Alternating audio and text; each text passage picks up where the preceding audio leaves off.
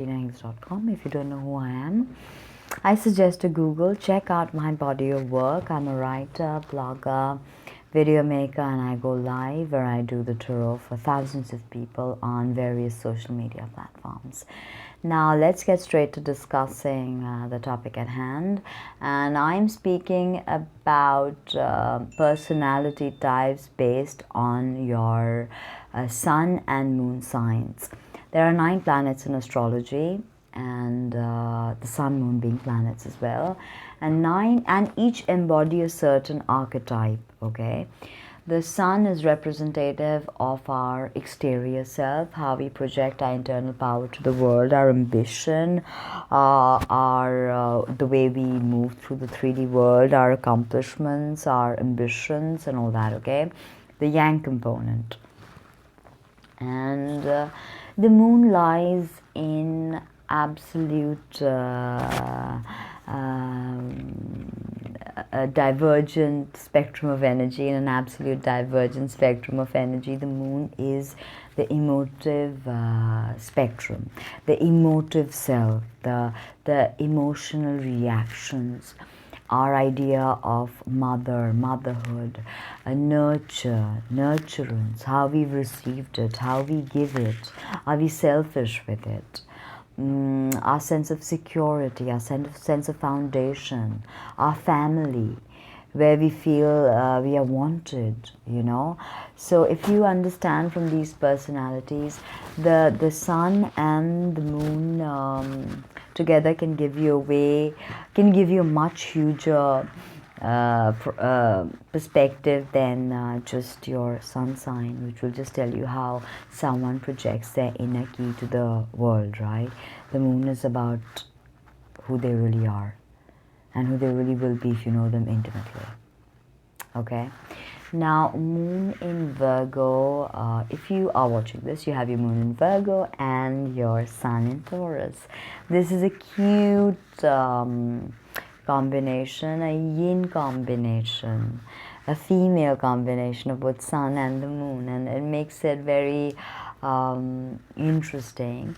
Let me discuss the moon in Virgo, then I'll get to the sun in Taurus. Now, the moon is not happy in Virgo because Virgos don't like to show emotions.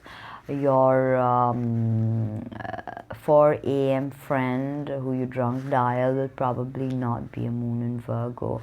Or if you do drunk dial a moon in Virgo, they'll probably tell you to go back to sleep or go home or something like that and hang up on you because they're practical. They don't want to sup over alcohol with you, get wasted, and sup their heart out because you got dumped by some guy. That's not going to happen. They will probably get pissed off and tell you that, are you serious? You're still moping about that guy. Get over it. Get a new life. Move on.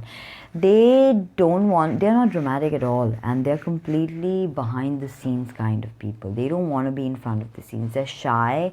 They could be timid. They could appear quiet and reserved. Okay, that's because they don't like to open up, and that could be because they are very judgmental and they notice very little details about everyone, and that makes them think that, oh my God, maybe people are treating me harshly, maybe people are judging me harshly. So because they judge everyone, they think that people are judging them, and this makes them bitter.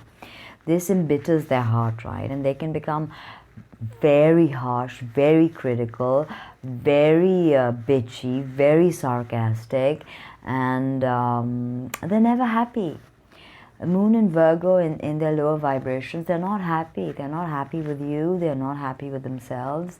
They're not happy with their lives. They're not happy with anything. And no matter what you do, no matter how hard you try, nothing's going to be good enough because there's always a problem. There's always an issue. There's always something they're thinking of. What could go wrong? So moon in Virgos have a nervous tendency to worry about everything. They're worriers, okay? And that could give them a tremendously adjusted nervous system. They can suffer from migraines, they can suffer from a whole bunch of such ailments if they don't stop this incessant worry. Okay, Virgo moon people, if you're listening to me, if you're worrying all the time, it's not going to solve anything. I have a stellium in Virgo, so I know exactly what you're doing. And I empathize with you. I have been there. But believe me, worrying has not helped me one bit. In fact, it took away my precious key. So the key component to you breaking out of this archetype is stop worrying. Yes, do your intellectual work, because Moon in Virgo is the best placement for intellectual work, methodical work, disciplined work. Mercury here functions very well. They may not be emotive in the way they express, but they are extremely practical. You need that earth energy as well. Everybody can't sob like a moon in Cancer, right? Or a moon in Pisces, right? Everyone has to have their own style, own signature. And moon in Virgo, they are not going to cry. They don't want to cry. And this can make them anally retentive, you know, if you know what I mean. They can be so closed up and embittered that they alienate everybody in the process. If that's happening to you, it's time to take notice. Astrology helps you work through archetypes, you know, integrate, purge, assimilate, move on, and that's how you grow and expand in consciousness. So that is something you need to look at. If you're giving into the negative vibrations of Virgo, immediately go to Taurus. You've got your Sun in Taurus, and Sun is your exterior projection.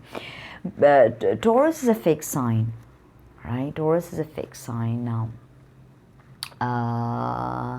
With the Taurian energy, you are ruled by Venus. Venus in her more dense vibration, the very central Venus. Taurus is the second sign of earth, material earth, and the body. So Taurus Sun, you probably show a more dependable side. No, you are very dependable. Virgo Moon, you're very dependable, loyal. You always try to speak the truth because you try to do the right thing. With Taurus, you have this sense of stability that your Virgo moon amplifies. You're very grounded, surely, with this energy. You're very grounded. And if you have given into the Virgo's compulsion to do yoga, and you have this classical Taurian energy, then you're probably a yoga bunny with gorgeous classical taste and clothing and hair and all that and makeup. Because Taurus is very interested too, and Taurus Sun especially, they need to project that Venusian side to the world. They don't need to feel it as much, because as a Virgo, you're not really feeling that. You're constantly judging that.